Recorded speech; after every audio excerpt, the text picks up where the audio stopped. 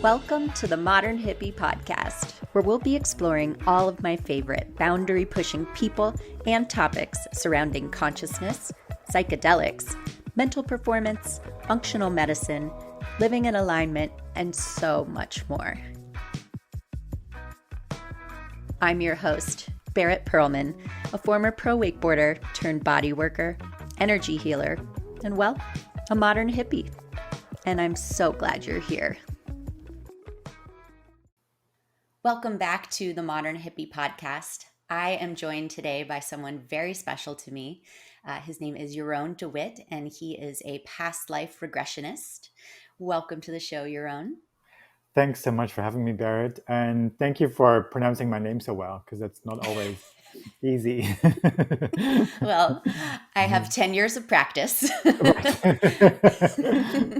which is why you're so special to me. I sort of hail as my meditation mentor.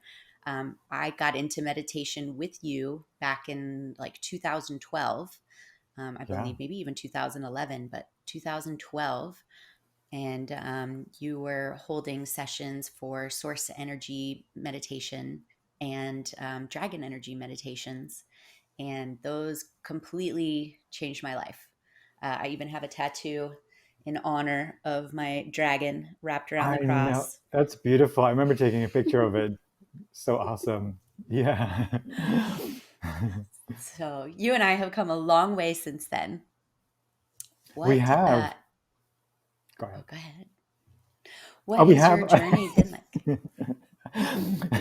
My journey regarding the meditation or past life regression or just in general? Or you know what? Let's just start at the beginning. How did you get into source energy meditation, and how did that get you into dragon meditations and now past life regressions? Sure. Well, I had a really gnarly, looking back, it was a spiritual awakening, but at the time I just thought it was a horrific nightmare. In 1996 or 7, I went to a landmark forum and everybody else came out of it jubilant and, oh my God, I've gotten the keys to life. And here was I feeling completely robbed of any meaning of life and thinking I was going crazy. And so I knew at the time that I wasn't going to go traditional psychiatric route and take medication, but that I was to work with healers. So I was training to be a dancer at the time, and my dance teacher just saw that there was something off with me, and took me to his healer, and we found out that my energy was completely knocked out of my body through landmark form, and I needed to get help to get back into my body, and so worked with this healer for a bit, and thought, okay, we're back to normal. I can just pick up where I left off, but it was only the start of a long, long journey of incarnating back into this body in a way that I hadn't done before. Go ahead. Real quick, like how does one's energy get knocked out of their body? Like that's a huge statement. Yeah. So for me, it was just trauma. It was what I found out later is that I never really incarnated into this body. The energy was so harsh to me of this planet and this existence here that I just kept one foot in like a spiritual realm, and I was kind of checked out. So I was best in nature. I couldn't really, it was difficult for me to be with people, to be in social situations. And I never really learned to feel my feelings and to process my feelings. I'm from a very cerebral and rational culture. And my parents also didn't know how to really be with their feelings because they weren't taught that way. So when I went through Landmark Forum, there's this one insight that they lead you through where they're making you aware that life is empty and meaningless. And, you know, with the purpose of knowing that you give it meaning. But in that moment, I was robbed of the external meaning givers in my life through this insight. And what was left for me was nothing, because I had never really gotten to build any kind of sense of self. And so, you know, that was really horrifying and scary to be put in that place where I felt like there was nothing but oblivion there. And so I work with this healer first to kind of bring the most the cruder parts of my energy back into the body. My chakras were becoming, I clicked back into my chakras. And then I noticed that whenever I was in a place of conflict or difficulty, that I would just close them up again and kind of leave my body again. So I realized there was more work to be Oh. done. And I started, I found this woman who did bioenergetics. It's a body oriented Mm. way of therapy. And it's really so helpful for me to get more in tune with my feelings and my body. Then I was visiting an ex-lover in Canada and met a psychic, and he said, you know, you should meet my Reiki master friends, and I did. I hosted them in Amsterdam, and I love these women so much. I said, I'm going to come to Toronto and study Reiki because that all sounded awesome to me. And so during Yeah. my level 1 Reiki initiation, it was the first time that my body kind of took over, that my body spoke. I was Mm. raging, convulsing, I was screaming, crying. And it lasted for about 10 minutes, as far as I can remember. And coming out of it, I just felt like 10,000 pounds had been lifted off my being. And I felt more at home within myself and on the planet. So I'd had like spiritual experiences where I would feel sort of the universe or the love of creator or source or to be part of that were very direction giving in my life. I knew that this was around and this is what's who I am as well, and that I just wanted to experience more of it. I knew it was available to us at all times, but that just through our upbringing and you know the inhumane systems of thinking that we find on this planet, we are cut from feeling that way. You know, when we're babies, I Mm. think we feel that way, but we lose it pretty quick. So Right. through this Reiki initiation, I got in touch with that feeling again, and felt lighter and wanted more of it. And so during the Reiki sessions that we did on each other, I noticed that people would have very personal, beautiful healing journeys. Some people would have their bodies take over. Some people would go into past lives and talk about it, or go into past memories. And I really loved being in this space to see people not only become more empowered, but also to acknowledge these other layers of existence that were not acknowledged in my upbringing, in my world. The kind of mold that I was given of what it means to be a human being on this planet was just, you know, what job are you going to get? Do you fit in? How are you going to survive in this life? Just kind of those Mm-hmm. basics. There was no acknowledgement or validation or welcoming of all these other layers of existence. And knowing that now, I know that there's not much of me that fits that mold that I was given. I always felt like I didn't belong. I was the weird one, being gay, genderqueer, but also many other bits and pieces to me that just do not fit that mold. And so I always Mm-hmm. felt very insecure and like I didn't belong. But being around people that were accessing these other realms of existence and finding healing and security and confidence through them, I wanted to get more of this for myself, of course, but also to help other people doing this. So I just focused as much as I could on energy healing. I was trained in different modalities, and around this time also I met my teacher Riva LaRue, who taught me about the dragons, and Mm. this was a very important tool for me as well because she spoke of these healing energies or these guides that we all have access to. Um, and basically what it does is it helps you to explore your own personal energy anatomy and to access points within it or to clear points within it to manage your energy better, to feel better in life. And it was very helpful for me again to get practical experience in working with my own energy, to start to believe Mm. that this was actually a true part of my being. So that was one of the things that I learned and I loved, and then switched more into doing this work for others as I was starting to feel better myself. And then I was visiting a friend in his energy healing practice and saw a book on his coffee table with a little gray alien on the cover, and it said custodians at the top. I was like, oh, that looks weird.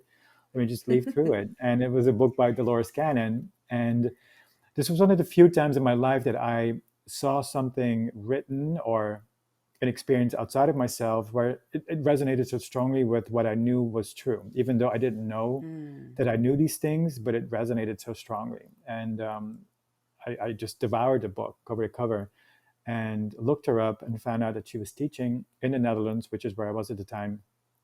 And Mm.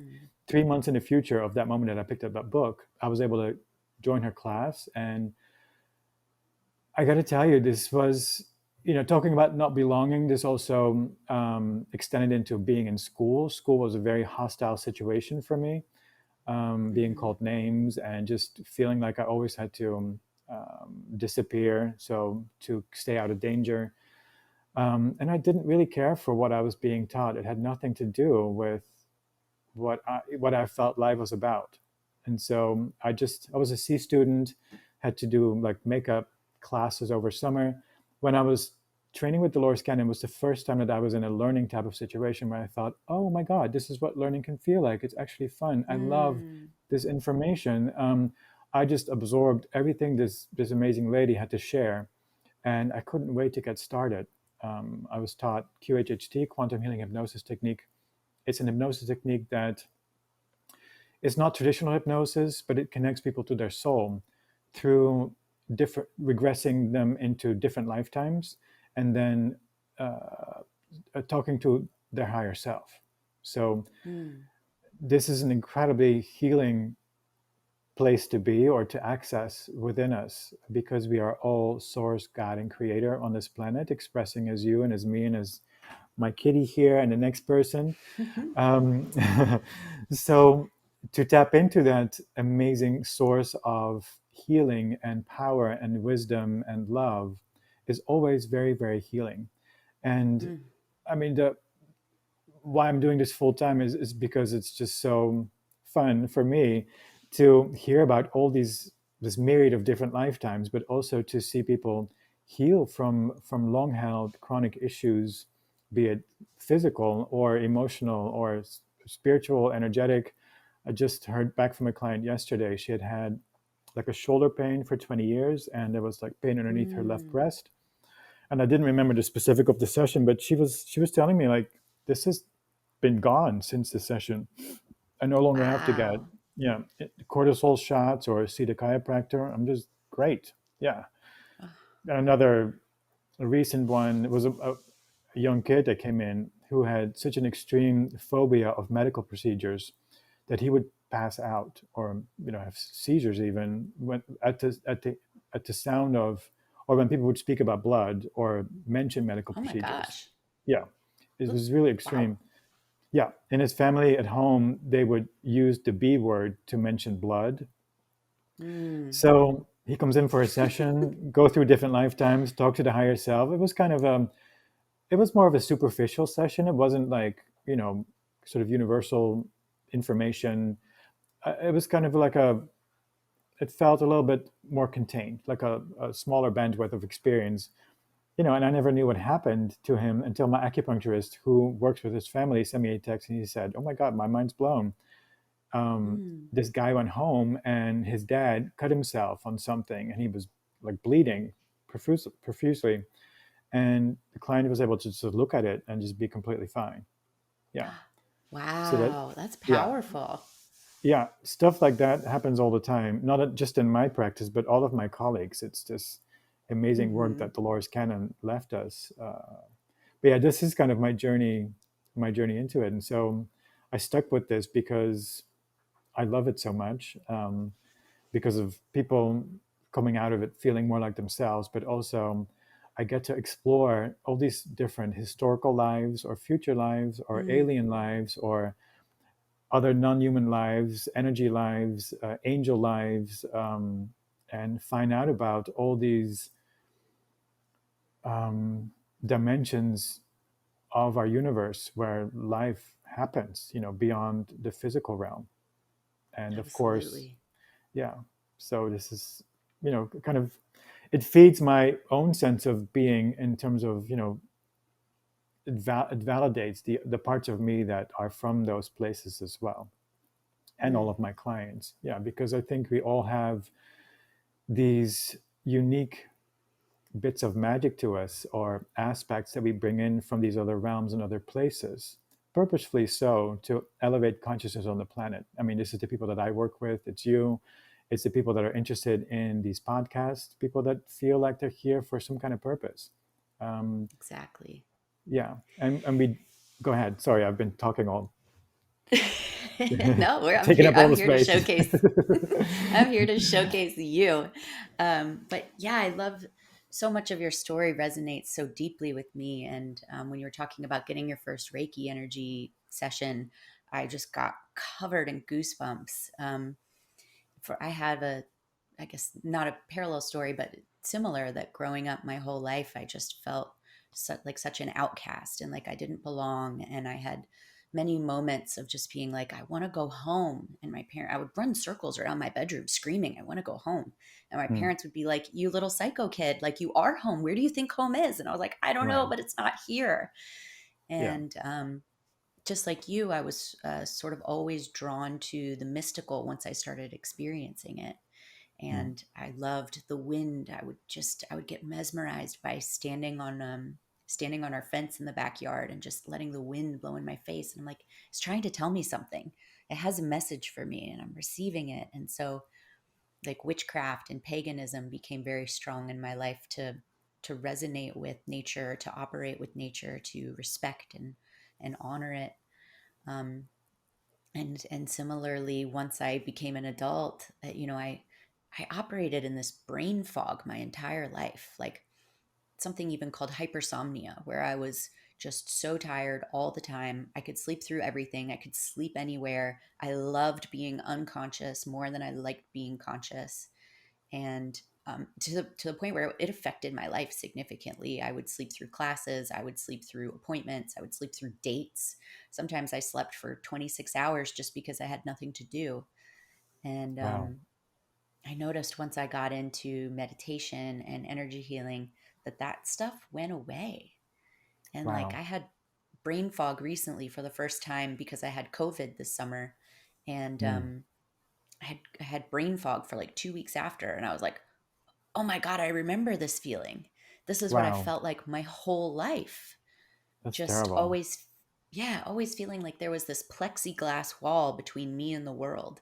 Like no matter what I did, I wasn't actually in reality.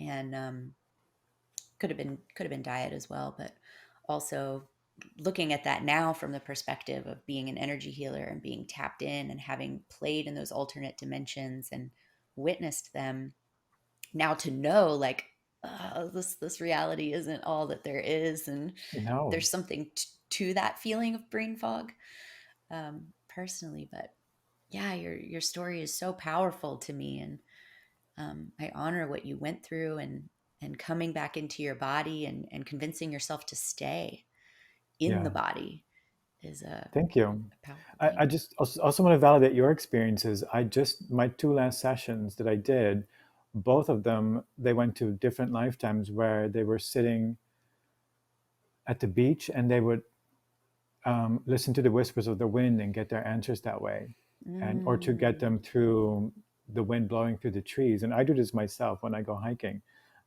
I talk to the trees and yeah. feel the answers as well. I mean, this is, it's not seen as normal on this planet yet, but this Hmm. is part of our, to me it's part of our being, It to be is. connected to all of life, to the planet, because we Hmm. are we are part of nature. Exactly. We're not separated from it in any way. And I think, you make a great point about how when you grew up, the only option was what job are you going to do? How are you going to make a living? What kind of family are you going to have? Where are you going to live? Um, you and I are similar in age, I think. I And think I'm I older mean, than you are. I'm yeah, but 51. oh, what? You age so gracefully. It's a Gemini. Thank you. Yeah, well, I'm 36, but I think definitely those generations of like mine and yours just grew up with that's all that they knew was the material, the physical. Yeah, And if gosh, they weren't even focused on being happy in their own relationships. It was like you find the one and you stay with them and you suffer through it. yeah. Um, and so to now be in a world where we get to honor our spirit, we get to honor our mind, is a completely different way of existing. And I love that. I love helping people step into that mind body spirit awareness. Like, I feel science has caught up enough on the body and understands the importance of nutrition, and it's the importance of moving your body and how good that is for you and your energy systems. But it's also super important to, like, feed positive things into your mind the way you would feed them into your body, to Mhm. operate in a positive mindset, essentially, to think in ways that are going to benefit you, and then also to do things spiritually that will benefit you. And that, just like a triangle, no part can really exist without the other. And they're Exactly. they're all I, I incredibly important. I agree. I think we're also connected. So when somebody, heals from something, it it influences the harmonics of human consciousness on the planet. And I think, Mm, I mean, what I'm hearing through my sessions when I talk to the higher self, and if you've read Dolores's books, you'll find this information too. That right now we're going through a like a spiritual awakening on the planet, and yeah. to me, this awakening is done not by fighting against, but showing or tapping into the possibility of being a new type of human. And Hmm. as we're healing, all the trauma and the generational issues that we've been part of for so long, and regaining access to our authenticity and the beauty of that we're bringing a new world alive on this planet without having Hmm. to taking positions in the old like oppositionary way of, well, they're wrong or this is wrong. We're just bringing about a dawning of a new way of being. This is why I do the work that I like to do, because I mean, you must see this as well in your healing practice. When people release the trauma or the judgments that they've had to hold against themselves for so long, Mm, they get more access to themselves, and there's more compassion for the self. And so to me, this translates outward as well. When I started to heal from my issues, I became more compassionate towards myself, and in turn, as I understood myself to be part of source, I knew that everybody else mm, is too. And I didn't want to partake in the systems of thinking, but also the solutions that we've found on this planet in order to do life, that keep us, give us food and clothes and stuff, so we can do life. But I no longer wanted to partake in systems that would be harmful to other cultures, to other people, to animals, to the planet. um, I just became more aware of that, because I knew that it was all part of source and God and life. And mhm, as I learned to stop harming myself with these thoughts, I no longer wanted to perpetuate this for other people. And so this is why, I feel like I'm contributing in my own little way when I help people to find more compassion and love within themselves. I think it reverberates out, and that they're going to be more, not only going to be, are they going to be more of an example for other people to do the same thing for themselves, they're going to be more authentic, but also they're going to choose different things in life that are less harmful to each other and to the planet. mm. I couldn't agree more. And I know I've witnessed that as well on my own healing journey, where because of my transformation, people look at me and go, wait a second, I remember who you were. And now you're completely different. How did that happen? How did you make that switch? Like, you were kind of becoming a train wreck, and Hmm. now you help people heal for a living. How did that happen? Yes. And you're right, we are shifting into that fourth dimension, of we're taking planet Earth and shifting into the fourth dimension. And that healing that we do affects others, and more are coming to it. And I did my past life regression session with you, and it was phenomenal. I think we did that maybe about a year ago now. I feel like um, it was about that long. Yeah. yeah, it was. I remember it was like November of post COVID, but I don't remember if it was 2020 or 2021. Right. Um, and that was a awesome experience for me, just awesome. Because you were the first one who shed light on that idea for me about going home. Um, and before I even know what I know now, that I am of an Arcturian lineage. Oh Um, yeah. yeah, I don't think I knew that then. And one of the things you asked my higher consciousness to do was take me home. And my higher consciousness immediately beamed me up into the stars, into this place where the what I was sitting on or being supported by was made out of like dimensional light codes. And immediately I was like, oh, this is it. I'm Oh my home. God, beautiful. And, and I didn't recognize it or identify it at the time as like Arcturus or an Arcturian home. You know, Arcturus is Mm. the star. It's the third brightest star in the sky.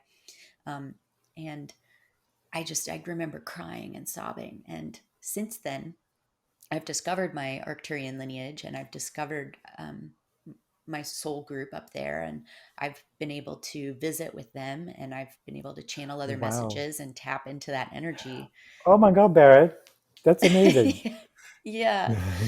And so when someone first like told me, they're like, I think you're Arcturian. And then she looked in my Vedic birth chart and she saw Arcturus on there and she's like, you are Arcturian. I was like, I don't know that I'm ready to buy into the whole I'm an alien starseed thing. Like I Yeah. just but like the progression for people is just fascinating, right? Like you get into yoga, then you get into meditation, then you get into breath work and maybe plant medicines, and as you explore consciousness deeper, you're like, oh, aliens, that's like the next thing that you have to come to terms with because Right. It's all they're part of really it. in the yeah, exactly. And so as I started reading about Arcturians, I was like, oh shit. Like all the things about one of the commonalities of Arcturians on this planet is they feel a deep desire to go home, Mm. that this isn't their home. And I was like, no way. Like that's something like you can't make that up about your life, your childhood, Yeah. your Yeah. stuff. So I was like, give up. I guess I'm Makes sense. Arcturian, and they're also the big healers of the galaxy. They um, are the guardians of consciousness and help souls as they pass from this earth to kind of transcend back, and they alchemize everything with love, which has been a philosophy of mine for a long time. So Yeah, it's really good to hear like how you explored and found out about this. Because it also kind of satisfies me on a personal level because I've found mm, out some of my sort of other worldly lineage as well. And what are you? the biggest part of my that I where I resonated the most was Pleiadian and Mm, Syrian. Yeah, okay. and let's see, this is what I found up until now. Yeah, but those things that I felt as a kid, like coming into this world, and I remember like becoming aware of the news. My parents would watch the news at 8 o'clock at night, and then I looked at the news and I was like, what? What's going on in this place? This is really fucked up. I could see that these puny little men that had all the power were not coming from love or wanting to do good things in the world, but it was also fear-based and stuff. I always connected with animals more in nature. Mm, I was always looking for um, existence beyond the physical. I remember going on walks with my parents and looking in the hollows of trees to look for the little chairs and tables that the gnomes and the fairies must have left because I knew they were there. mm, I just wanted yeah. them to be there. I was always looking for proof of it. And so it's good to hear when you have, for me, to when I work with people, that people have had similar experiences and that these experiences often cue people into these are feelings or parts of ourselves that we have brought in from these other planetary existences, you know, sort of more higher vibrations or more love oriented and compassion oriented, purposefully so, to anchor these vibrations here to help elevate frequency of consciousness. But my own experience was like, oh, well, I'm really fucked up. I'm really weird. I'm the weird one, because everybody else is so Mm, like, like greed and money and survival based. Yeah, I felt like I was definitely the odd one out. Yeah, and people mhm. describing that they wanted to go home in their youth. I hear this so much in my practice. Yeah, Really? yeah. Do they also discover that they're Arcturian, or do you find that spans across different and like alien races? Or Um, I haven't pinned it to a particular I haven't seen any kind of patterns in that. It's mostly, Mm, I feel like there's a lot of people that have that experience, that, and they might come from other. I mean, there's so many other alien races that are invested in evolution on the planet. yeah. You know, races that we have no names for. You know, we have names for the Arcturians and the Andromedans and Pleiadians, and then Alpha Centaurians, and you know, there's places that we have names for, but then there's many that we don't have the names for. Yeah, Yeah. Oof. there's I've been many. exploring them. So many. Yes. And so you're Pleiadian, as one of yours. What are the characteristics of Pleiadians? I don't remember specifics, but I remember having a session myself and going into that. It was, what I remember is was working through the heart. That my Mm, Vedic astrology also shows that. Um, like it shows you what centers of the body are the most important or focused or magnified, and it's all, this is my heart. Even like Jupiter, mm, which like magnifies the energy, it like magnifies the energy of my heart. And that's what I remember of Pleiadian energy, that it's working through the heart, mm, feeling, and helping people to drop out of their mind into their feelings. And this is also my personal journey. You know, I'm still to this day always working with trying to accommodate ever deeper levels of feelings, of subtleties of myself.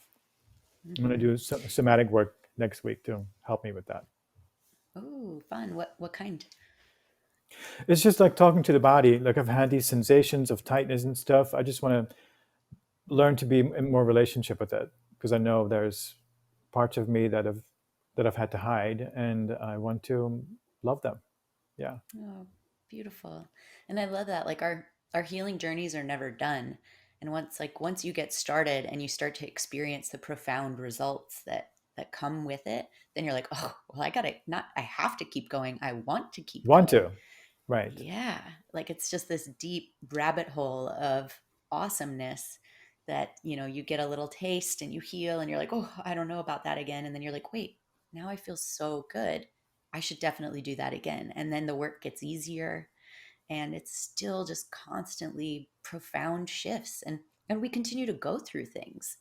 Mhm. It's there's traumas that try to come at you all over the place, and Mhm. just living human life, there's things we have to continue dealing with, and people will hurt Exactly. us and say things that don't feel good to us, and we constantly have to evolve with that and grow with that, and mm, I it's gotta say, beautiful. like I'm looking at you, and since the last time I saw you, you've become so settled within yourself. Like I'm Thank seeing you. so much calmness and peace and comfort. Yeah, not that you were terribly uncomfortable before, but I just noticed a progression in easy. If I may share that with you, sorry, I didn't mean to Please. like invade. No, I'm an open book. But yeah, thank you. A lot of plant medicines as well. I'm also just coming back from a month in Peru, Wow, and did 5 ayahuasca ceremonies while I was there, and wow, especially left there feeling, after the very last one too, was just such a deep dive for me that um, I feel like I'm now showing up in many of my different energy fields that I wasn't always in touch with all the time. hmm, And now, um, yeah, now I feel a deeper sense of grounding, which normally I'm very up here in my head, or trying to be. Like, a grounding was not my thing, but this weird sense of grounding also seems to really affect my energy fields, and I read people's energy fields better and thought fields, and um, yeah, it's had a really profound effect on my work just in the last few weeks since I've been home I as well. bet. Wow, that's amazing. Yeah, Yeah, thank you. And so I would love to talk more about my past life regression session with you, to share please. for Yes, people who aren't aware about them. Um, so we spent like the first hour or two just talking, I guess, is what you would normally do with people to get to know them. But luckily, you and I already had a rapport, and then we sort of dove in, and I got to pull up a couple past lives, two of which I was very unfamiliar with. One, I was like kind of like a lumberjack living in on the coast of Maine kind of thing, in like a cabin by myself. Um, and I had a past healer tell me I've spent many lives alone. And so that kind of resonated with that. And another life where I was a woman who was a teacher and had a couple kids and kind of like lived in middle America and like maybe it's like the 40s kind of era. Which I was like, okay, I guess it was possible that I had kids at some point in some lifetime. And then my last one was the most powerful to me, which was I was like a knight around medieval time. I've lived most of my past lives as a man, Hmm. which is really interesting when you go exploring it. But and I was about to die in a joust, and my dog Apollo was Oh, was also it my with those? horse. Oh, God, I remember that. Now you're mentioning that. Yes, you were jousting with those long lances, or, Yeah. what- or I guess you call them a Hmm. joust. Yeah. I'm sorry. I'm getting It's excited. okay. Like silly game that they used to play back then, where they just run at each other with giant spears, and like sometimes people would die. Like Right. and and I remember I had been hit badly, and Apollo, my horse, was like nudging me, and he knew, and I was like, and I remember being like, oh my god, it's Apollo! It's the same god, same energy, like it's Apollo, and he knew that if I went again, I was gonna die, and I had to get up and I had to joust again, and I did. I think they got me in the throat or something with the spear, and I knew, and I was so sad because my wife was there, and I think maybe if I had children, they were there too. I knew my whole family was about to watch me die, Hmm. and I felt like a deep sadness about it. And you sort of walked me through. I didn't know at the time, but I guess in the way that you structure the sessions, you experience a lifetime where you die, Hmm. and so I died, and I got to rise up and experience where I went when I left, and um, that it was like all okay. That dying isn't the end of the world. In fact, it's just sort of a recycling. We actually go back to where we usually are, Right. and that was a really profound experience for me. And I've always resonated deeply with like the Renaissance time period and medieval times, and I think we tend to resonate with periods and eras really deeply when we've had a significant life there, or one Hmm. that really has stuck with us. Yeah. And so that was cool to kind of have that all come together. And yeah, I got to experience that death and dying, and not many of my soul tribe was there to greet me. I think I had like one, and you were like, oh, you Hmm. must be kind of seasoned at this. Yeah. That's what I said. Yeah. You're like, well, sometimes if you've had many lifetimes, you don't need as many people there to receive you when you Right. pass. Right. You're Um, a frequent flyer. Yeah. yeah. Yeah, it's interesting because I mean, I always try to get people to experience death and dying, because it's so. I mean, 99%, well, always actually, people when I ask them, "What does it feel like to no longer be in that body?" They say there's this big sigh of relief, and they say, "Oh, I feel so free. It feels so good."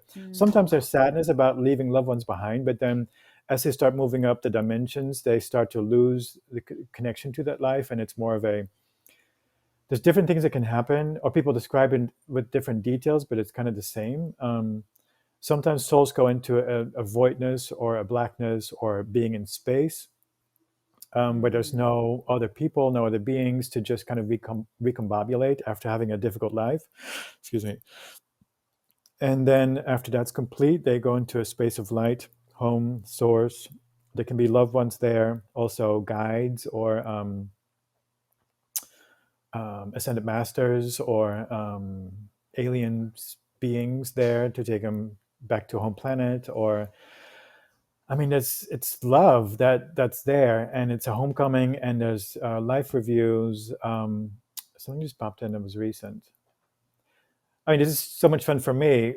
I was pushed for these experiences because it's extra juicy for me, because if there's like a guide there or an alien being or a ascended master, I can often get my client to channel them. I ask my client, mm. can you tap them on the shoulder and say, can we talk, ask you some questions? And they often say yes. It's been like maybe twice that alien was too busy at the controls to answer me, or an angel was like, and I was like, "Excuse me, Mr. Alien, do you know how important this is?" You know. But most of the time, they're very willing to answer questions, and then gradually from kind of relaying the questions and answers, they start to channel this being, and they often change their cadence and their voice, and it's so cool because I can get information about my client's life and if they're guides and in what way do they support them and what is their purpose. My client's purpose, is there any healing that they can do? Like a couple of days back, this angelic being, I think it was, that was a guide, that was, I'm trying to remember, they were a temporary guide in a past life, but they were their full-time guide in this current lifetime. And they were able to like move their energetic hands over my client's body and like lift out emotional debris or other stuff that they were no longer needed to hold on to. And but for me it's Wow. super fun because I get to ask them about like, who are you and what is your function in this realm, and oh, you're a guide. Well, in what way do you support my client in their current lifetime? And this is probably something to hear, something funny to hear for people. Like when people see like number sequences or pennies or butterflies or feathers or other repeating signs and signals, these are the signs that are given by either a higher self or our guidance team to communicate that you're on the right path and that they're there. This is what the Mm. answer that I'm getting regarding those signs and signals over and over again. How beautiful. And I love, Mm. people tend to have their own signs and signals and a lot of Yes. crossovers too. Like I think Yes. butterflies are common crossover, different Yeah. birds, common crossovers. Yeah. Of course, people have their own ones, but these are common ones. Yeah.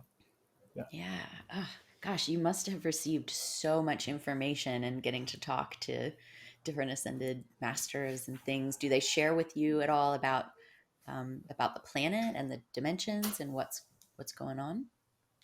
Yeah. That's something that happens often. And I must say, like it's shifting the information. I mean, it's different. Sometimes I speak to councils that say it's in the bag, we're going to get through this, and then other times it's like, yeah, we haven't decided if we're going to pull the plug or not. You're still looking at it evolve. Mm, Yeah. Um, yeah, but that we are in a space of awakening right now, and that there's so many races that have sent their emissaries to this planet, you being part of it, and I am too, and probably everybody listening to this, to ground the light on the planet, that there is more light available right now. um, I remember a recent session where somebody was present at the time of a low vibratory energy crashing onto Earth. It was like a waveform that kind mm, of, it was accidental. It was not deliberate, but it messed with the energetics on planet Earth. They were here from Andromeda to check in on things because they had gotten word of this happening, and they were very sad because it had such a it was spreading and it wasn't visible in the beautiful trees and the nature that was around at the time, but it was palpable that it was causing negativity to start to happen, and we're still dealing with mm, this. And that part of why so many of us are on the planet right now, having access to our other galactic lineages, is to kind of inoculate the planet against this negativity. Um, that yeah, that this is the spiritual awakening that's happening right now. All of us going through our processes. I mean, nobody comes out of our mom's womb and is handed like a blue robe and a diamond on their forehead and say, "I'm here to heal people. Listen to me." you know, Indigo child. yes, no, that doesn't happen. We all have our challenges here to clue us into life on planet Earth and what people are going through, and to become compassionate and empathetic, and to gain the healing tools that we're here to share, or to help other people to do the same thing that we've done for ourselves. This is the patterns that show up over and over in my work.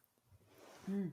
And do you know around what time that low frequency energy crashed into Earth? So, it's always difficult to ask about it because you don't want to ask them about sort of rational information because it trips them back into their conscious mind. But I Mm, try to go about this by asking about the circumstances, what's going on, or what are the belief systems, or what does nature look like, or tell me about this celebratory ceremony that you're describing. Like, where does music come from? What kind of instruments? Like, you kind of have to find your way mm, to ask about these mundane details to be able to clue people into a certain time frame or a certain culture. So with this oh, one, interesting. she was, what we call like a more like gray type being. She had beautiful violet eyes. There was only like violet in their eyes, no white, and like a pale skin that was almost metallic, and there was no hair on the head, and she was wearing like a purple robe. And I mean, I have this kind of running joke with myself because I was wondering. I mean, it was like chuckling to myself, saying, "Well, where's the universal robe discount warehouse store? Where in the universe is it?" Because because robes are definitely the garb that is most common. You're like, what are you wearing? Oh, I'm wearing a robe. It's like I wouldn't have guessed, because it's so common. And if it's on planet Earth, like sandals are the shoe wear, and no one else. Oh yeah, silver Mm. onesies. If they're also aliens, it's either a robe or silver onesies. So she was wearing a blue robe and was with her crew. And when she looked back, there was like an egg-shaped spaceship was there on like three legs. I forgot where I was going with this. What was I talking about? Um, the time period that you were trying to get Yes, your thank you, thank you, consciousness thank you. start. Mhm. She described like giant redwoods, bigger than the ones we have now. And then she says, "Oh, there's Mm. large animals there," and it was like dinosaurs. So it could be Oh, the wow. dinosaur age that we know of, or it could be another dinosaur age that we have not heard of. I don't know, but at least that long ago. Yeah, Interesting. Oof. yeah. Wow. Yeah, if that's been around for so long, it's almost like we were at a disadvantage from the start. Yes, but when I ask the higher self about it, like, what is the purpose of this whole thing? It's like, oh, it's just experience to learn from. It's not like things went awry. I mean, Earth was planned to be a Garden of Eden, but then this thing Mm, happened, and it's not like it's just like a shift of parameters and conditions and different learnings to take place on the planet and different soul groups to come onto the planet because they can have access to the kind of learning that they want to have access to. So it's not like we're now, we went out of God or out of source because there's no such thing. Everything is source and universe. It was just a different path. And that was also mhm, valuable in learning the things that we came in to learn. But now the experiment has taken long enough, and it's gotten to a point where we are, um, there's a chance of self-destruction, and so we they put the light workers onto the planet to help elevate consciousness. mhm. And what advice would you give to someone who's interested in getting into this, who's maybe interested in exploring their past life and don't know where to start, or interested in raising their consciousness? I would. I mean, it's interesting to read about it or to take a deep dive down a YouTube rabbit hole. Google Dolores Mm, Cannon, QHHT. That will definitely put you on the path of the or like manipulating the algorithm to bring in more of the same videos. But on a personal level, I to to allow for joy in your life, to choose activities and spaces that are joyful for you just for fuck's sake, not because it gives you money or likes on Instagram or other kinds of rewards, but just things that feel good to you. Because mm, when you allow yourself to feel good, you're really valuing yourself because you're listening to what makes you feel good. And when you do these things, you get to experience yourself feeling good, feeling joyful, being yourself. So joy for fuck's sake to me is the quickest way to center with yourself, with all of yourself, or to become present with willing to listen to these other parts of yourself. So the more that you experience the benefits of doing this for yourself, and the more that you learn to navigate life based on what feels good to you, the more you're going to run into the parts of yourself that are ready to be to emerge, to be seen, and to be heard by you, because now you're present with it. You're no longer feeling the need of being in this kind of rat race kind of life or survival based existence. You're now accessing your feelings, your heart, tuning into what you came here to be. And this is, a lot of people come into their sessions with the first question is, what is my life purpose? And Mm. sometimes people relate to this notion as if there is a big Godhead somewhere that has written down in this big book what your purpose is, like a job description. And even if you were to find out that you're meant to be a claims adjuster instead of an energy healing, you'd be like, okay, great. I'm going to be the greatest claims adjuster in the world. I'm going to do this. I'm going to be the good girl because God wants me to be this little pawn, this little. I'm going to be a subject to the big Godheads, and I'm going to feel so validated. That is not what purpose is, from my experience. Purpose is for all of us to live God as you and as me. When I say the word God, by the way, I don't mean like the white bearded Christian asshole. I mean the all that is, the universe and source. And I'm saying it asshole Yes. because it taught us conditional love for sure. Mm. But we're all different expressions of source, and so purpose is to live it as you, with all of you. So to realize that there's nothing wrong with you, that the only experience of wrongness has happened because of the feedback that we received being alive on this planet from a very young age. We had to make all these different aspects of ourselves wrong, and so took on this sense of wrongness or worthlessness or unlovableness about ourselves. But the purpose is to pivot our focus off of the survival-based constructs that are outside of us to tapping into ourselves. And the more we do so Mm. through plant medicine, through healing practices, healing tools, the more that you get to live you as God on the planet in your unique way.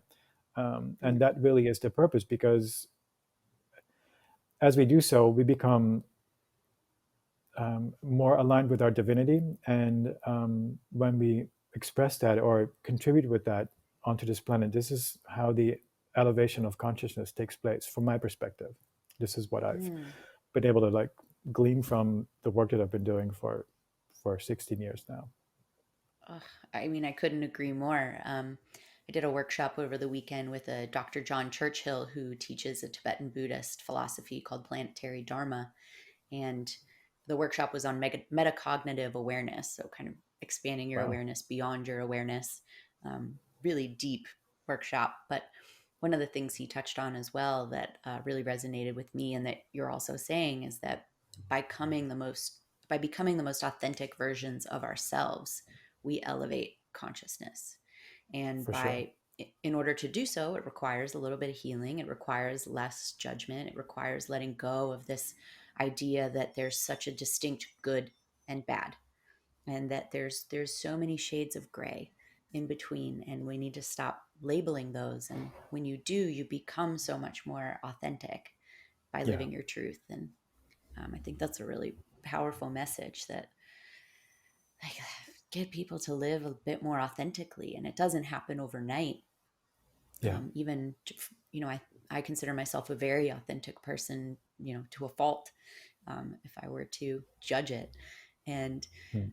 even on this ayahuasca retreat, there was a moment I sat there and I cried because I felt more authentic than I had ever felt in my entire existence.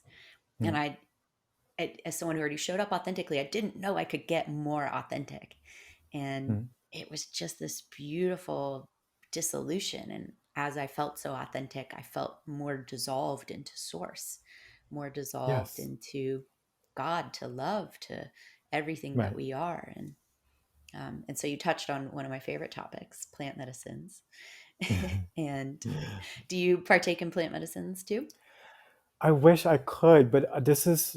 is a closed door up until now in this life. I smoked a lot of weed in the '80s, and it made me paranoid. And whenever my roommates, my partner, you know, mushrooms or ayahuasca is like normal in my world, but it's not been my journey. And I asked about this with an Akashic Records reader, and it said, yes, you're not. This is not your journey. It says it is for you. It is to Mm. be in the body and to learn to embrace all these different parts without the aid of those beautiful um, tools. I mean, I tell everybody, like, go do plant medicine. Just don't expect me to come along. Yeah, because I think it's beautiful. But yeah, for me, it might change in the future, but up until today, I have not had the joy or the privilege or the horror to experience it. Yeah. All of those adjectives for sure. Yes. Yeah, and that's what's so beautiful about them is they're not for everyone, and I honor you for honoring yourself and acknowledging that it's not for you, it's not part of your journey, but like everyone else, please do what heals you. And my psychic as well, she's every time she tries to take plant medicines, she gets nothing. Wow. And yeah, the weirdest reaction. And so she went to her guides and was like, what the fuck? Like, I thought everyone said it's this magical thing. And they were like, Right. you live at that plane already. Where are you trying to go? And Right. I was like, you live inside that plane? Oh my God. Wow. 'Cause, yeah. Like, I came out of the Amazon and I messaged her. I was like, Milsey, I understand where you exist all the time now. I get it. And I honor you. Wow. So bummer you don't get to play, but you have so many other ways that you play. I hope so. I mean, because I had like really formative spiritual experiences that were just after healing sessions and stuff, and also really initiatory horrible experiences, that were spiritual awakenings. Um, but yeah, I don't know. I mean, I don't know what it's like to experience plant medicine other than through all the many experiences that my clients tell me about, and it just sounds. I mean, once you get over like the dying in those ego death or dying in those experiences, it seems very beautiful and expansive. Yeah. God, the death is the most beautiful thing. That has Mm. really been one of the most profound things I've discovered. Like when you get to that place where your ego dissolves, um, you are surrounded by more love and more light than you ever knew was possible. Mm. And that's like brilliant thing to experience. I've gotten to go there a few times, and Nice.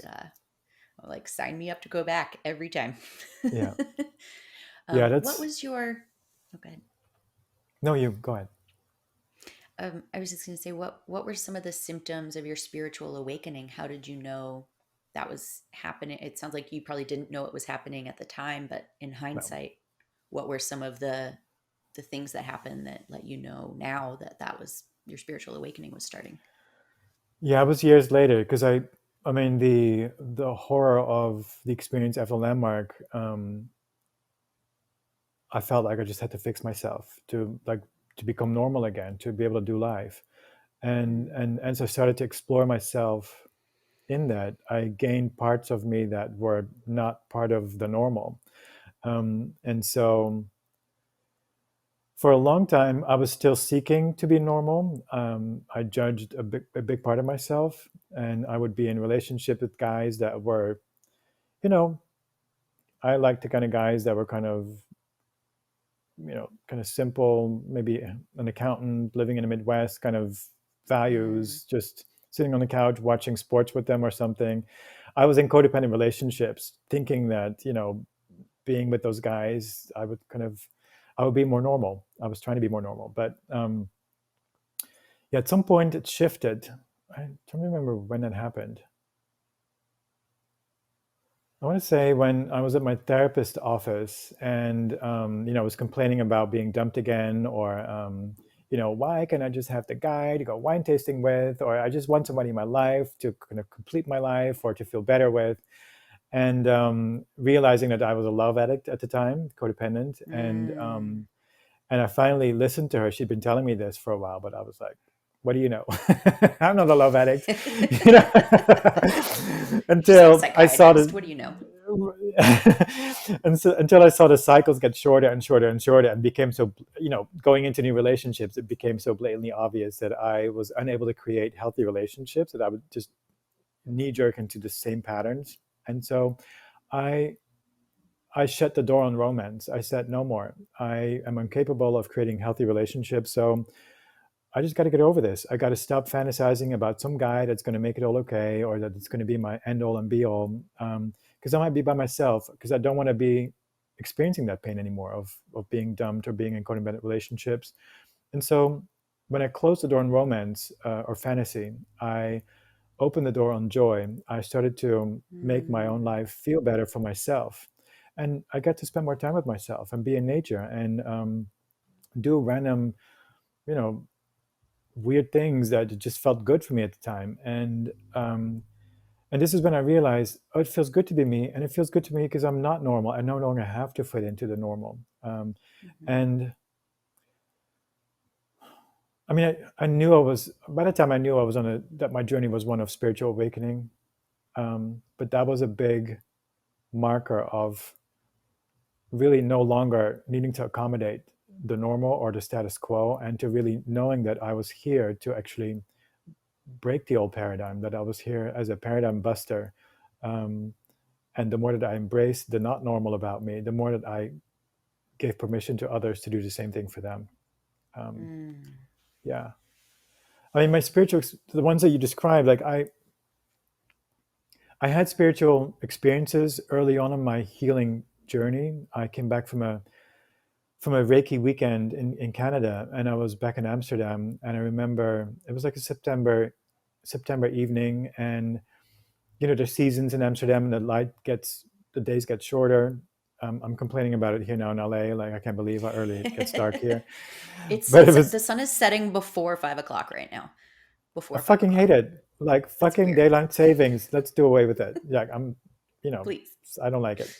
But yeah, in Amsterdam, like the fall can be really beautiful because the light changes. It's like oranges and purples. And so I was living in a top floor like studio apartment and looking out over all the beautiful rooftops, bathing in those colors. And I laid down on my bed and just kind of letting my mind wander. And I started to become aware of this immense love in the periphery of my perceptual experience. And it started Mm, to, you know, I started to get my attention. And as I was tuning into it, just got bigger and bigger, and it closed in on me until it completely enveloped me. This is not an experience that I had constructed with my mind. It just came like a wave in, and as it enveloped me, I knew that this love was everything there is. This is our mm, existence, or this is what existence is, or the basis of it. I knew that it was universal, that it loved everything so much, and it was also personal to me, that it loved me for who I am, for who I am. mm, I would say that was one of the biggest experiences I'd had that really gave direction to my life being one of spiritual awakening and healing, because I knew that it was always there, this love, and that we were just not always able to feel it or to experience it. Um, but that it could be experienced by doing healing work. And yeah, and since then I've had slivers of these experiences, or more sustained ways, or I mean lesser amounts of it up until now, but still ever expanding a sense of love and being connected to source in life. mm. Does it make That's sense? so beautiful. Yeah, Mm. you were able to experience that without plant medicines. I mean, for me, plant medicines are sort of the cheat to just jumping straight to experiencing that. And So helpful. yeah, yeah. Yeah. But gosh, if you can have it without the plant medicines, then I guess you don't need to dabble. Yeah, I mean, there's so many beautiful, different spiritual awakenings that are happening I mean, when I get to speak to my Mhm. clients, they're often very, very personal and weird and specific. I really love the variety of it because it really shows, how diverse life is, and that we're all here Mhm. to live that diversity, outside of the Yeah, confines of or the constructs that we've been given. absolutely. And maybe my spiritual awakening started even earlier than I hail it to be, sort of say like 2016. At this time, I was feeling really suicidal. But if I were to really go back, it probably started when I started doing meditations with you in around 2012. and going through the source energy meditation, which I ended up recording as my own guided meditation with your blessing. Hmm. And um, that one was so powerful to start raising my frequency. And there's a moment in it when there's a diamond shape that exhibits all this unconditional love that you fill with unconditional love and then place it in the throat, and it Right. sends these shock waves of unconditional love through my body, and that Wow. sensation has never gone away every time I do that, especially if I've been in a lower vibrational state. And I even now I'll just instead of doing the whole meditation, sometimes I'll just envision that diamond and fill it with unconditional love and place it in the higher throat chakra, and you can feel the ripples change in the body, in my Wow. body. That's amazing. And yeah, and so that was incredibly powerful to me. And then you would couple that with the dragon energy meditation. And in dragon energy meditation, we sort of typically went and met with our earth dragon, because you normally never played with the more advanced dragons when there were new people in the group, and there were just so many new people all the time. Yeah. um, but so I really got to know my earth dragon, who I tattooed on my arm, and we would spend time with them, and he always had this just like deeply loving presence. And I remember the first few times I met him, and many subsequent times, you would tell us to, look him in the eye and just connect with him.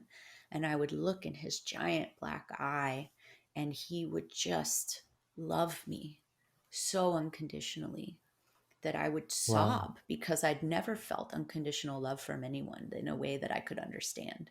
I'm sure my parents loved me unconditionally, but the way in which they express it to me is not a way that I was able to receive at that time in my life.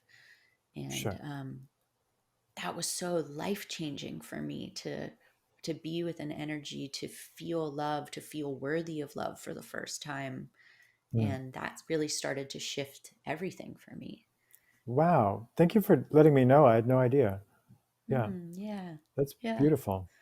It's probably So why glad to hear I've that. kept up with you all of these years. I'm like, I'm never going to let you go too far. What are you doing now? I'll follow you. Thank you. Yeah. Yeah. Yeah, my life Yes. now is all about regressions. I love doing this. This is my full-time gig. And Mm, I'm so grateful to be able to do this now. Yeah, it's just yeah. amazing. And you offer them online as well. Is that correct? So I do group regressions online. Yeah. Mm, And I do them through the Den here in LA. I mean, you can tune in from anywhere, of course, and then through Liberate Yourself here in Sherman Oaks, and then mm. the Mindry in Malibu. I do them in person, and Liberate also in person. And I thought there was another one. Oh yeah, Into Sea in Santa Monica.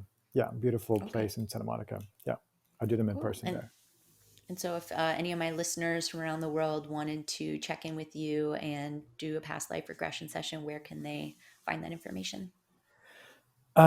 So yeah, if they want to online, then it would be a group regression. So then my Instagram is the best place to go. It's got a link tree link with all the links to the different places to sign up. Um, so yeah, follow me on Instagram and check on that link. I'm gonna do one. Let me get my calendar out. Oh, it's 111. Oh, what a magical time. And your Instagram Magical handle time. is Jeroen is Love, which I will have linked up in the show notes Okay, thank on all you. the Yes. episodes. So my next one is actually next week, 17th. That one is a hybrid in-person and online one. So if you want to experience past life regression, join the group. It's from 7 to 8 p.m. Pacific time through Liberate Yourself. So yeah, you can sign up through my Instagram. It links you to their website, and you can sign up that way.